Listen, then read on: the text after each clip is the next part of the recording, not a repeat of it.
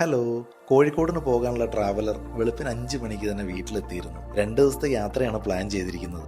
ഇന്ന് നേരെ പോകുന്നത് കോഴിക്കോട് കക്കയം എന്ന സ്ഥലത്തേക്കാണ്. കക്കയത്തൊരു ഡാമുണ്ട്. കുറ്റ്യാടി നദിക്ക് കുറുകെയാണ് ഈ അണക്കെട്ട് നിർമ്മിച്ചിരിക്കുന്നത്. ഈ സ്ഥലത്തിന്റെ സൗന്ദര്യം ആസ്വദിക്കണമെങ്കിൽ ടൂറിസത്തിന്റെ ഭാഗമായി സ്പീഡ് ബോട്ട് യാത്രകൾ ഒരുക്കിയിട്ടുണ്ട്. ഡ്രൈവർ അടക്കം 6 പേർക്ക് കയറാവുന്ന സ്പീഡ് ബോട്ടിന് ഫീസ് അടച്ച് ഞങ്ങൾ ഈ യാത്ര തുടങ്ങി. എന്തായാലും ഞങ്ങളുടെ ഭാഗ്യം കൊണ്ട് ആനകളെ കാണാൻ സാധിച്ചു. പ്രകൃതിയുടെ സൗന്ദര്യം ആസ്വദിച്ച് മനോഹരമായൊരു ബോട്ട് യാത്ര.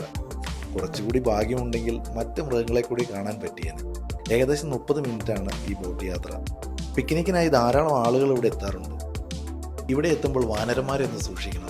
തിരിച്ചു വരുന്ന വഴിയിൽ ഒരു ഹോട്ടലിൽ കയറി ഭക്ഷണം കഴിച്ചു. അവിടുന്ന് നേരെ നമ്മൾ പോയത് കോഴിക്കോട്ടേക്കാണ്. നല്ല മഴയുണ്ടായിരുന്നു. കോഴിക്കോട് എത്തിയപ്പോഴേക്കും ഒരുപാട് ലേറ്റായി. താമസിക്കാൻ ബീച്ചിനോട് ചേർന്നുള്ള സ്വീറ്റ് ഹോട്ടലിലാണ് റൂം ബുക്ക് ചെയ്തിരുന്നത്. ഹോട്ടൽ പ്രതീക്ഷിച്ചത്ര നിലവാരമില്ലായിരുന്നു. ബീച്ചിലേക്ക് പെട്ടെന്ന് എത്താം എന്നൊരു മെച്ചം മാത്രം. പരാതികൾ റിസപ്ഷനിൽ പറഞ്ഞ് ചെക്കൗട്ട് ചെയ്ത് ഞങ്ങൾ നേരെ മിഠായിത്തെരുവിലേക്കാണ് പിന്നെ പോയത്. അല്ലറ ചില്ലറ ഷോപ്പിംഗ് ഒക്കെ കഴിഞ്ഞ് നേരെ റഹ്മത്ത് ഹോട്ടലിലേക്ക്. റഹ്മത്തിലെ പൊരിച്ച ബീഫ് ബിരിയാണിയും മിന്റ് ലൈമും അതിൻ്റെയൊക്കെ ടേസ്റ്റ് ഒന്ന് വേറെ തന്നെ. ഞങ്ങൾ ഇതിനു മുമ്പ് പോയപ്പോഴും കഴിച്ചിരുന്നു അവിടുന്ന്.